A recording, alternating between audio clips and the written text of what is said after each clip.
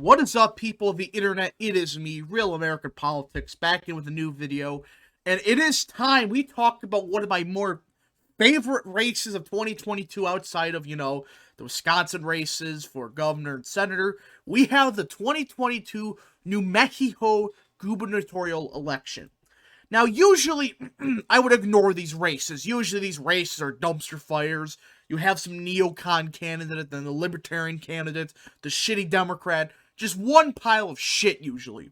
But this time, this is a unique time for New Mexico, as Republicans have a good frontrunner, Democrats are in trouble, and libertarians are libertarians.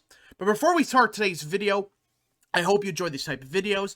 If you do, smash the like button down below, subscribe, share with your friends, hit the little bell, and yes, let's try to hit 300 likes on this video. That'd be greatly appreciated, and yes.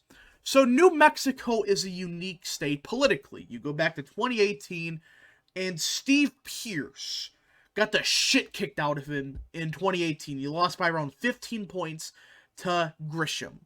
And Grisham is the governor of the great state of New Mexico.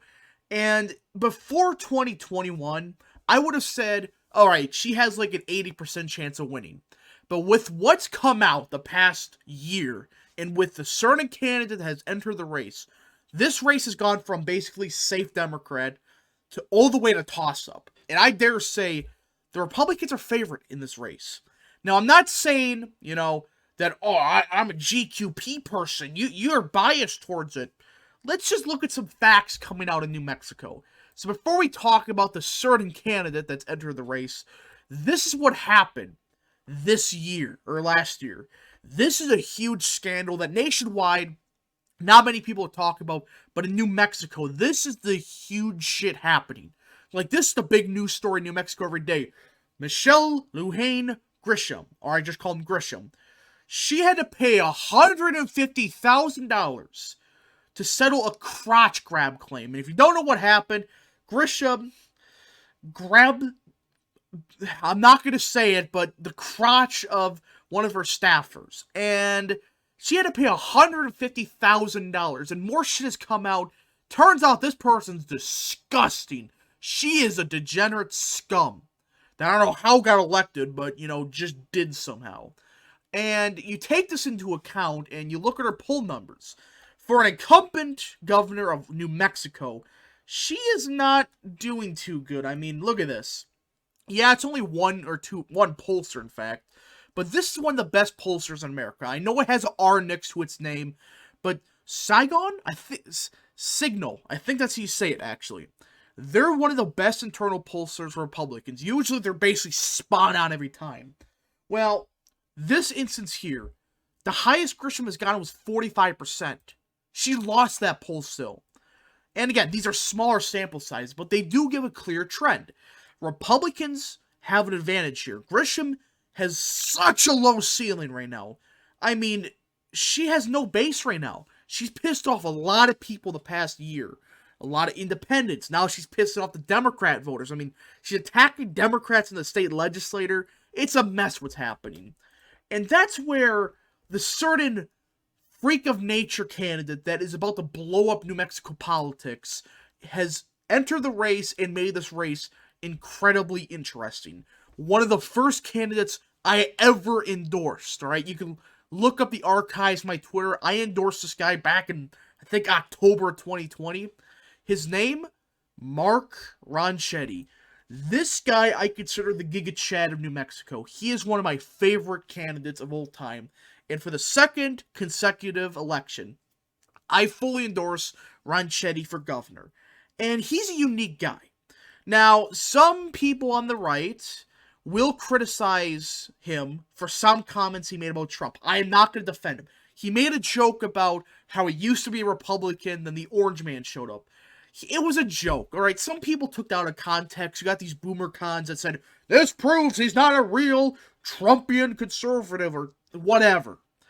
It's a bunch of horseshit. Is he a Trumpian conservative? No. But I would consider him better than that. He is what you would call very, very good. Very good, in fact, for New Mexico standards.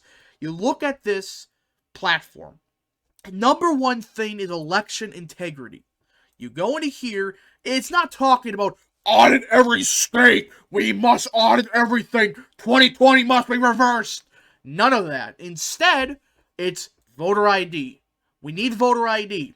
We need to reform absentee voting. We need to get rid of ballot harvesting operations. That's it. It's none of this BoomerCon crap like certain candidates in Wisconsin in particular are running on. It's a common sense election integrity platform that people actually support. You go to the economy. Of course, it's not a BoomerCon platform, just stop my socialism, my socialism, my socialism. Instead, he's talking about, tax structure. Now, usually, I'm not a big fan of just running on taxes, but that's not his main thing. He's just saying, hey, just give tax credits to small businesses and stand up Biden's energy policy. This is a huge issue happening in New Mexico. You talk about states getting absolutely destroyed by Biden, go to New Mexico.